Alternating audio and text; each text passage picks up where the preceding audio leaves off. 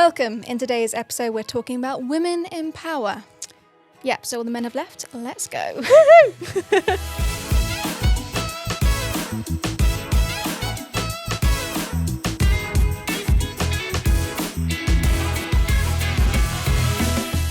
We all know that women should never be president Here. or prime minister. Of course, never. Order. Why would we do that? Why do you think that is? I genuinely have no idea. It doesn't make any sense to me. Why have you heard that people in the world think that women shouldn't be president or prime minister? And it's the leadership? emotional thing, isn't it? Yeah, that was soft. Yeah, and that we'd never be able to handle ourselves in a room. And yet during COVID, all the women who are running states did like the best of all the stats. Yeah, I literally And want I'm to go like, to New Zealand. yeah. Just purely Love because her. of. So I feel like I've like really led you into my trap here. That women are too emotional. We all agree. Totally. Absolutely. So my theory on this is who rebranded anger as not an emotion? What do you mean? So women are too emotional because But- we're the ones that are so emotional, and yet does that mean anger But is when you think of not an anger, emotion? That anger, the emotion of anger, I think of men. you think of You men. think of men. So if you think about the fact that men commit roughly 90% of violent crimes worldwide, violent crime primarily consists of homicide, assaults, robbery, and sexual offences. Just to be clear. Not crying too hard. Yeah. So yeah, there's no sadness. What are they motivated by if it's not anger, jealousy, stress, fear, contempt, I've never thought about excitement? it in this way. Like, No. why do men commit crimes? If men commit 90% of crimes worldwide, what are they motivated by if it's not emotion? Yeah, it's true. I saw a silly TikTok about this the other day. It's like women can't be feminists because they're not picking up the bill for 90% of the violent crimes. Yeah, exactly. It's just like, God's sake. Yeah, we need to go murdering a few more people. Yeah. We need to go rob a few more Get that banks, equality get that going. equality. Yeah, exactly. So who has led this successful rebrand of anger as not an emotion? And the only emotions to exist in the eyes of misogyny is just sadness, upset, like crying, like Being all in of touch with our being in emotions. touch with your emotions, understanding your emotions, and being able to express them instead of killing people. That means that we as women are not as good at handling leadership. It's bizarre, isn't it? Because every time I've been in a leadership position, it's always been the men having a hissy fit. I've never seen the women like that. If you watch like any video of Donald Trump, he's always so close to a hissy fit. He had there was an Australian journalist who spoke to him and asked him about whether he thinks it's a conflict of interest that he's a businessman and he's the president.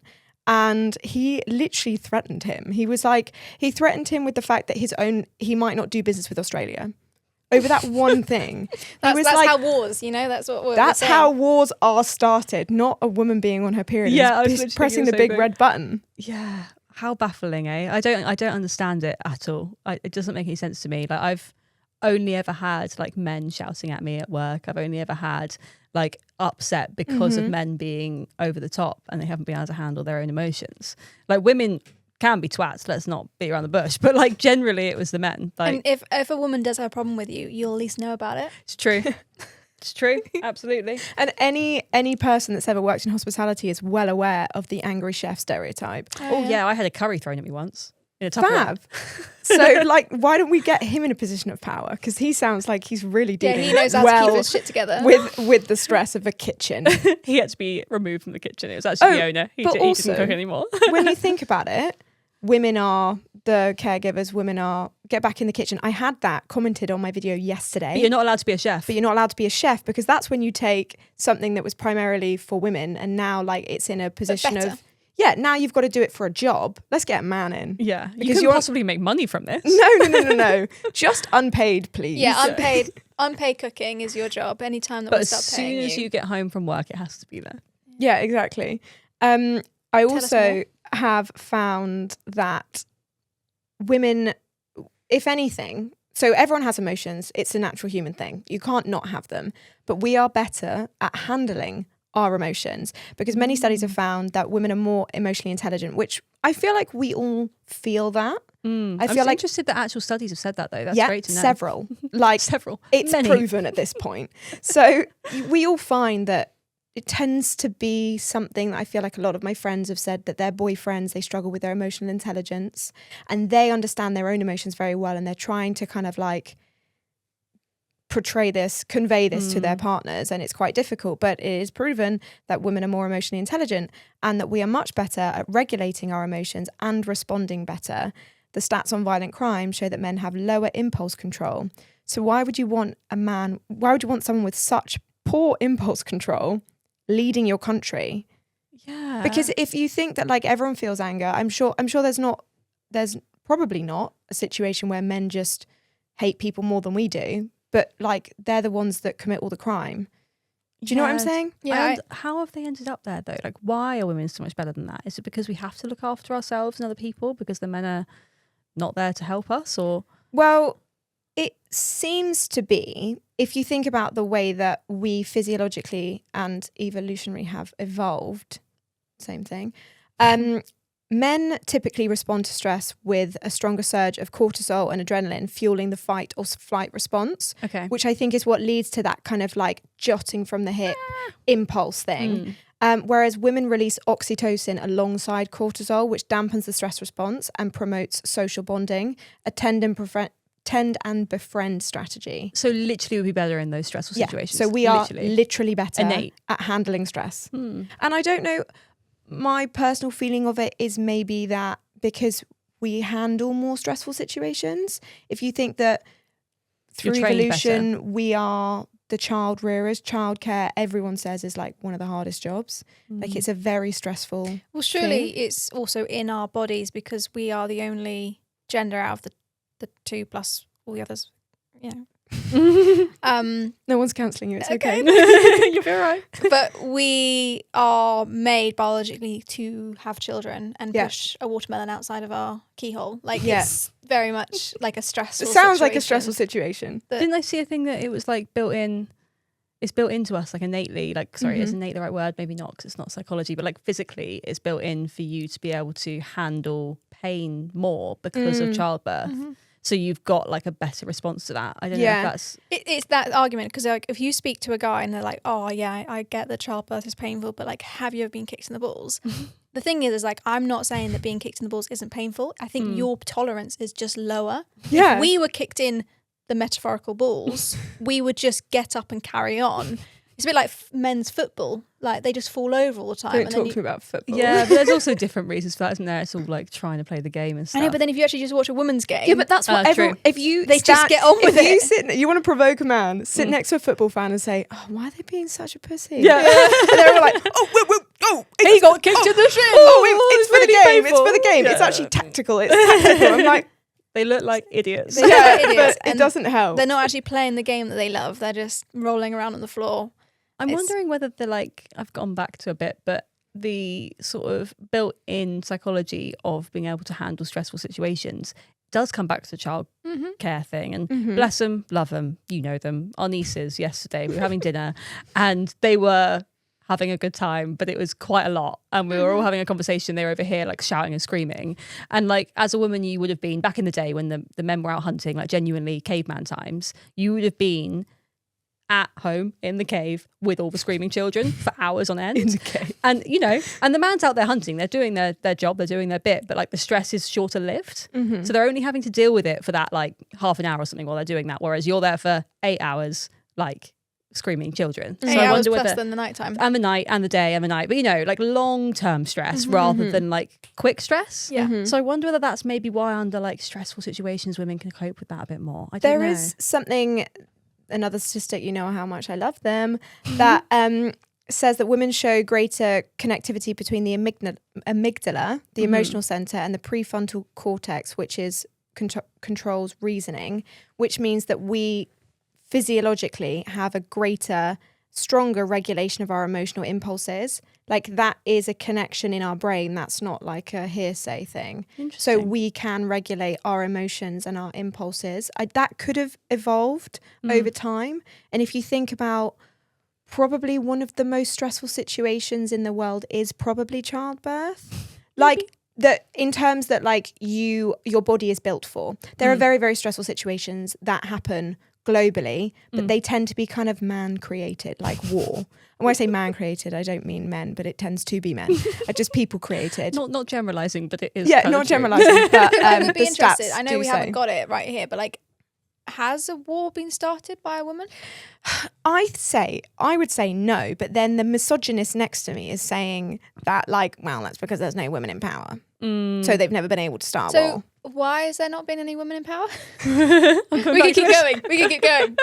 It's quite a cyclical conversation when you think about it, because there really is no reason why women have not been in power other than the political rhetoric that surrounds this whole conversation, pointing falsely towards the fact that women are too emotional to lead, even though that is complete bullshit. When you're at school, were either of you like teacher's pet, really good at school, did really well? Really well might be pushing it, but quite well. I think my baseline, I went to an all-girls private school. Yep. So posh. It was cool to be clever. Like, it really was. There wasn't. I had that too. Yeah, there was no, like, no one dragged me down to be like, oh no, that's really uncool, stop doing that. And then as soon as I went succeeding, you're so uncool. There is a line somewhere. And then when I went to college, where suddenly there were boys, it was very much like, you know, people would like jeer at you in class where you like were to say something clever, and it really was like, no, Really? To be cool, like, you not clever, like, skip class. And Yeah. there were obviously equal amount of boys and girls who were cool, but I do remember literally like being picked on by boys in class because they were like, why is she taking this so seriously?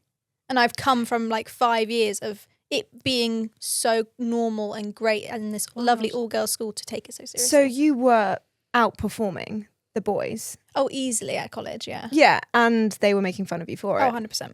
Yeah, okay, interesting. Yes. And when you were at school, were you a teacher's pet? Did you perform well? How did you do? Yeah, I was teacher's pet the whole time. Well, maybe not as much in like later years, but I went to a grammar school, which is kind of a different vibe to, I mean, it was co-ed, so it was both boys and girls. So I had that the whole time, but I was there for sixth form too. So it's really interesting to hear the difference between like, whether it's private or not, but kind of girls' school that care to college that's less caring, where it was boys as well. And you saw that mad change. Because for me, like, I think because it was a grammar school in like a fairly wealthy area, everyone was willing to like work hard because their parents could have sent them to private school and they didn't, mine couldn't. But like that was a lot of the vibe around in our school. So like you wouldn't have fucked about because you were like, actually, I'm here. I want to get into Cambridge. I want to try and do all this stuff. And I was there kind of like middle once we got to A levels. So I wasn't doing that, but it wasn't uncool to be smart. If anything, it was uncool to be dumb. And I don't think that it was a specifically gendered situation. It was everyone was in the same boat there.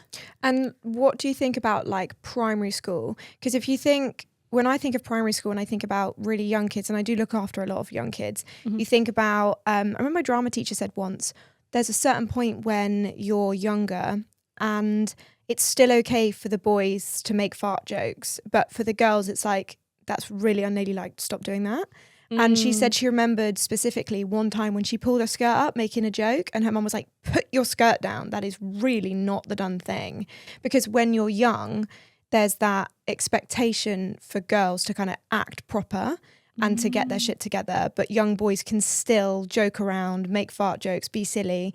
And it's not, it's told off, but it's not kind of like looked down on as much as it is with girls. And that's why younger people say girls mature faster, but I don't believe they do. I believe they're forced to mature faster because teachers and parents expect a higher standard than younger. I always heard like the rumor, like I never got any evidence from it whatsoever, that girls just mature 2 years faster than boys. So like I've always had that in my so mind. that like so I always had that in my mind that like that's why I never really like whenever I dated boys my age, I just never really could gel with them because we'd be on two different levels. But I'd always like want to hang out with the older guys only by a couple of years, except that one guy. But you see what I mean? I like grew up to believe that. And I don't have any facts to prove why, but we all have sat here agreeing that people say that girls mature faster than boys. Like whether that's in a dating sense, and people encourage you to date older because boys are too immature.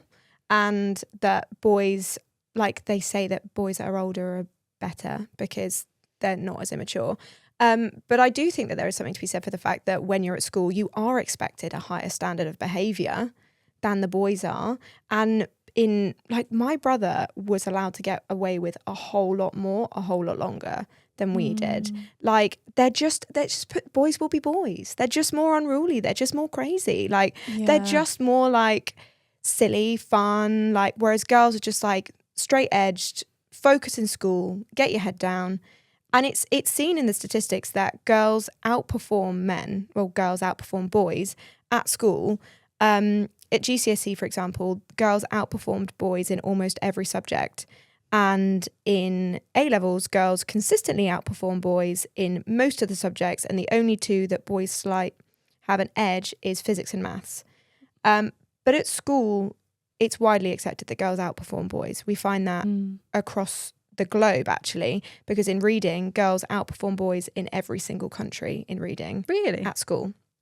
I wonder why that is. Yeah. And so it then baffles the brain why, when you get into the working world, why people presume and expect all the male leadership roles where you excel at the highest degree to be taken by men. Mm-hmm. Yeah. Because why is it that girls outperform boys at school in every regard, including attendance and including the fact that boys are 3 times more likely to be excluded from school for disruptive behaviour? Really? Yeah. So in attainment, attendance and behavioural. What's attainment? Attainment is how well you do. Okay. So girls outperform boys in attainment, attendance and behavioural all the way through school. And then the minute we talk about the working world, boys are the ones that are expected to be CEOs and leadership roles. Yeah, it doesn't make any sense, does it, really? Well, I mean, and it's not even like, all for equality here. It's not even like, it's like, oh, okay, well, that's so weird. Like, us girls should be ruling the world. It's more like, well, like, why is it not then 50-50? I know there's a stat that we've been told 45% of 45% of FTSE CEOs are women now. Yeah. And, of course, that's great. And we've been asked to celebrate that because, oh, my goodness, it's such an improvement from before.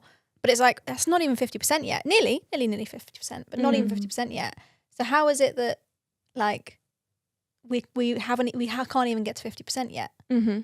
And again, like this, there is no statistic, no answer, no like absolute truth that can explain the fact, other than, in my opinion, societal norms and gender expectations, and the fact that people just, when it gets to a certain point in life, people put women down at every available opportunity and just say, you're not good enough. You couldn't lead. You couldn't be a prime minister. You couldn't be a president because you're a woman. I also, in my experience, in my first job out of uni, I was really lucky. I got promoted. I was running a team. I was doing all this stuff way before I should have been. I think they saw the opportunity to exploit someone who was being paid less, who was capable.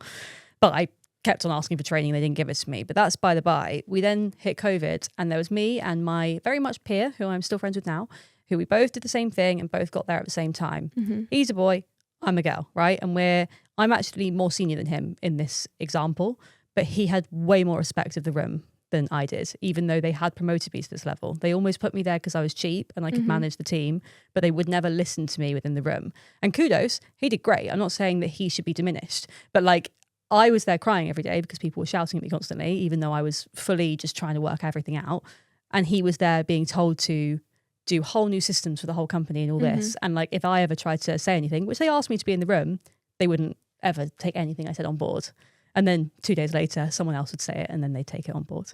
And I saw that fully. And that's when I left and went to a female-led company, which was better, but bad for different ways. But we won't get into that now. Anyone watching this will have heard or seen or experienced a similar thing, that women, even if you do make it to a leadership role, you'll never be taken as seriously as a man.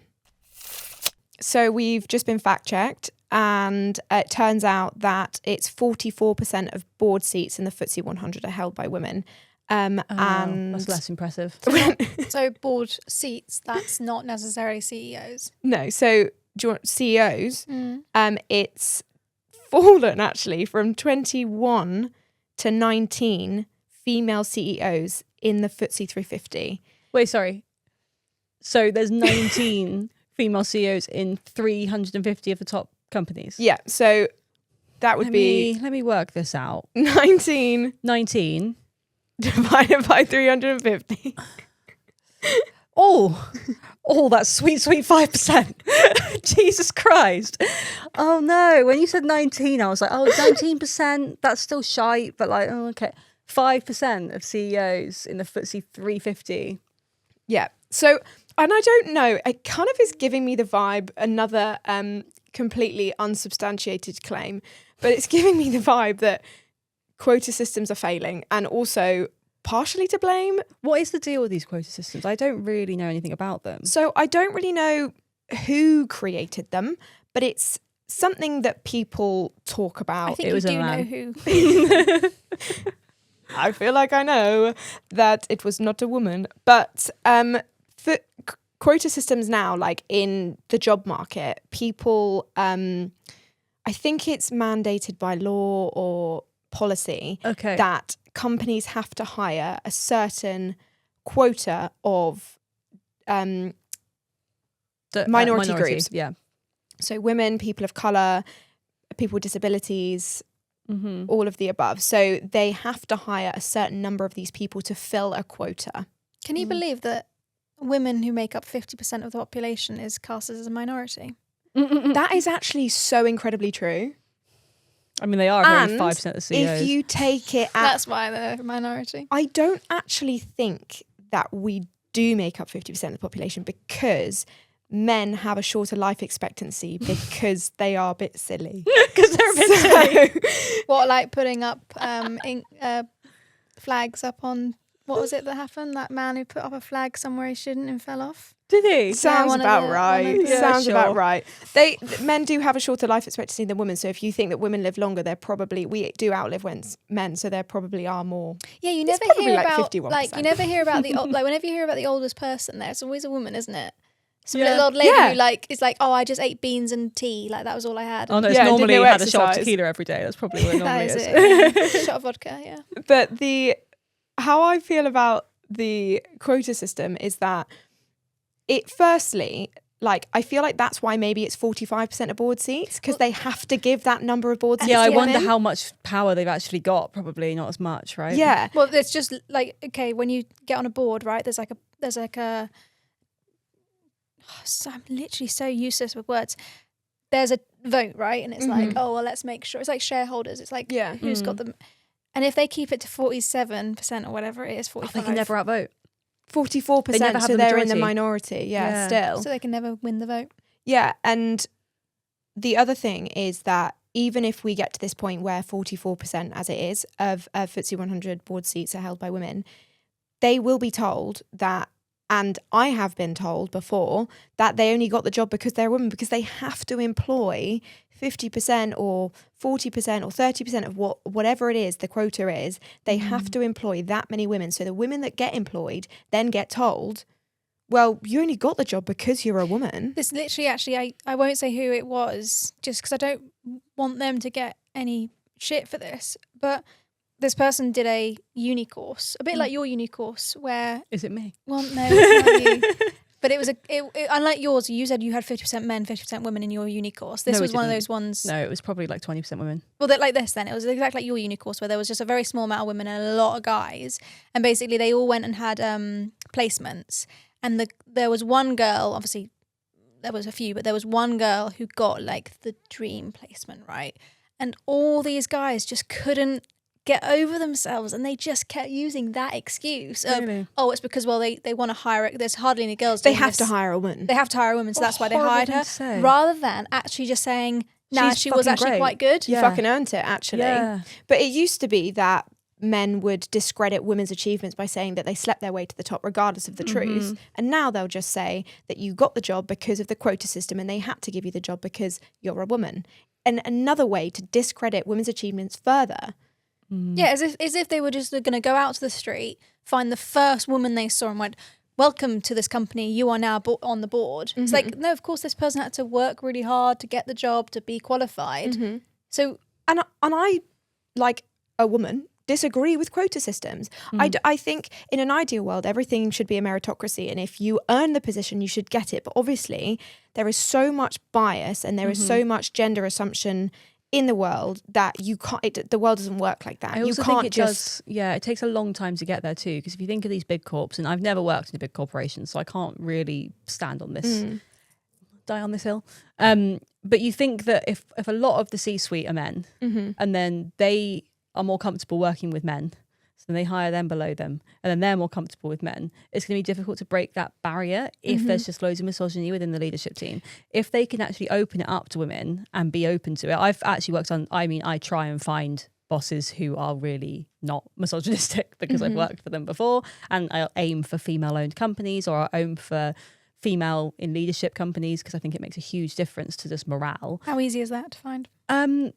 Not that easy, actually. No. I've had interviews at places where I'm like, I don't want to work here, or like I'll look through the website and just see like loads of men, and I'm like, you might be the best people for the job, but when all your surnames are the same, it's a little bit tricky, isn't it? I had 5 interviews. Giving the vibes. I had 5 interviews in a row, and every single one, it was a man interviewing me. And like, fine, of course men are going to interview me, especially in my industry. Like, it's not really like predominantly male or female, my industry. But it was like, I don't know how many more I had to do to kind of get to a point where it was 50-50. It was like just man after man after man. And I just really was like, I actually think I'd like to see this be a bit more of a switch up. And if there was a woman in the call, she was always HR. Yeah. Yeah, they're always HR, which is not a bad thing. I think it's a good thing that women are in HR. But I don't think that should be the only board position that they're in. It's a bit like the whole like health and safety, like assuming that the woman's a health and safety manager. It kind of brings that into it again. But I took a job once primarily on the fact that the owner director was a woman, and she was fucking cool. And I was like, I actually hate that job. And if I'd thought about it a little harder, I would have realized that I was going to hate it. But I went for it because she was in charge, and she was so cool, and she took no shit from anyone. And I was just like, I want to work with a lady like this. I want to learn from her. Absolutely. And it's so mad that women across the globe will not be able to experience that in the same way men experience that every single day by working under someone like you, seeing yourself in leadership positions and following in their footsteps, because there aren't women's footsteps to follow in the same way that there are men's footsteps to follow everywhere. Absolutely. And I've been really lucky in my few jobs I've worked in that haven't been really horrible, that they have been female led, and I have had that inspiration. And to be honest, through most of my life, I have not been held back because I've been a woman, despite being in mainly male spaces. And I couldn't say why, but it just is pure luck from my part. I don't think it's a standard practice, but I'd really love to see more people in my position. You are 28, 29? 28. 28, 29? I get confused. 26? We can speak for the last 26 years, but if we have now forged our own paths, we now work for ourselves, we or have a small amount of employment for someone else, but we have forged our own paths. And if we were here sitting as a 70-year-old, having lived a whole life, then it would be a different perspective 100%. To say how we've been held back in our careers. Without a doubt. So I've recently made an observation, which I thought I'd bring to your attention. I know you're probably already aware of it, but within the renovation space, which you know is all I have in my head, I've noticed, and social media, the two things that I love more than anything else, as including your husband. yeah, 100%. Not Arlo though. Yeah, not including Arlo. That's 3 things I love. Right. Anyway, guys, stop distracting me of all my multiple non-hobbies. Right. So I have made an observation that whenever you see these renovation accounts come up, and they're popping up like crazy because everyone wants their free paint, or they just want to have something on the internet to, document their beautiful renovation. It's always usually it's a couple, right? It's it's usually not a single person, just because of how expensive buying a house is. It's usually a couple, and the woman 9 times out of 10 in all the heterosexual relationships that I've seen online is the one that is the project manager, the filmer, the voiceover.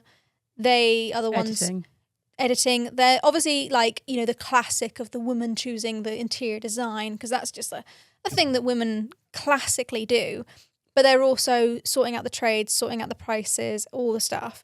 Occasionally, the other half, the guy in the relationship, is actually a builder by trade or something, and then obviously he's doing all the stuff, and the woman will say, oh, we did this, but it's clearly the guy that actually did the actual thing, which fine, all good. But sometimes the guy is nowhere to be seen. He's got his full-time job. You know, bless him. He's working. He's got 9 till 5 that he's doing. But then we forget that the woman also has the 9 till 5 because we're in a modern relationship where there isn't a stay-at-home wife. So I wanted to bring this up because I thought it was really interesting that women take on this extra role of being the project manager nearly all the time. It's, in my opinion, because when it comes to unpaid labour, women are the ones that are known and expected to be better in terms that whether it's childcare and you balancing childcare and your job and doing all the housework and everything, women are better at multitasking. Women, like when dad goes away for the weekend, people are like, oh my God, we're going to leave the kids with the dad. Like, are they going to survive the weekend? It's giving the whole dad babysitting Yeah, thing, because women are more capable. That is what is expected of a woman, to be more capable, but only when it comes to unpaid labour. When it comes to, like we've discussed, CEOs and people like that, that's when you could never be more capable. It's just with all the stuff that goes unnoticed and unappreciated where you are expected to multitask and to pick up all the slack whilst doing many, many things. I also think that a lot of and I mean, this isn't based on fact, but I do feel like it's true, is that a lot of jobs that women end up in aren't the CEOs, aren't the high paying roles necessarily. So therefore they would need to pick up another job. They would need to do something different. And that is backed by a stat where it is 1.5 times more likely that a woman will have a second job than a man. And I mean, the numbers are relatively small. It's like 4 or 5% versus 3% of the population. But that's still a huge jump between men and women of having a second job. But I love that stat. But I can guarantee you now that stat, they didn't include being a mother as a second job. So actually the number will stretch massively. Massively. And I bet you they didn't say, oh, yeah, she's project managing the house reno. That's another job. That wouldn't have counted. But it gets swept under the rug so much of, well, of course you did that. You know, well, someone's got to do it. It's not that hard. You weren't working that hard anyway. Like, it's that same expectation that when it comes to, I don't know why and how, these certain jobs like childcare and, like in this example, project managing a whole entire renovation is just put down to something minute and just like trivial. It's just like, well, it's just a thing, just do it. Yeah, but a couple of extra hours in your evening. Like, what else are you doing? Yeah. What else is more important? Like, and actually it's an entire job. It's very stressful, but it goes back to what we were talking about. Like, we just carry the stress better. Because we are more equipped to handle it physiologically and because of the way that we've evolved. And it's a proven fact. But people will never, like, no, none of the men I know will have ever had these thoughts or conversations to recognise that. It is so unrecognised through all of society that we are capable people unless it comes to something trivial or something that they just can't be asked to do, like the laundry. Well, it's like Jake Paul. Is it Jake Paul? One of the Logan Pauls. Paul. Is it Logan Paul, when he realised that his future wife was a human being and actually relatively interesting? Yeah. He was like, oh, wow, she's actually quite nice. And no, he had this like epiphany that was like, you know what? It's actually quite hard for women or some shit like that. Yeah. It was like, thank you so much for gracing us with your opinion. I'm so grateful that you have come out and pointed out something we've all been acutely aware of for many, many years. But I'm a standard woman, so I actually haven't seen a single bit of this footage from him. So. Well, there you go. You win. Well, that was really fun, girls. I've learnt a lot from Heather and her laptop and just Dot. Thank you for being here. But we've had a great time. And actually, this is the end of season 1, which is really sad. But it's been great having you all here. And thank you so much for checking in. And if you want to come back for season 2, then please do make sure to subscribe, because otherwise you might not realise when we're back. And please comment if you want us to talk about anything in particular. We've really enjoyed this season, and I hope you have too. So thank you very much, and we'll see you soon. Bye. Oh, the cherries. Fuck the cherries.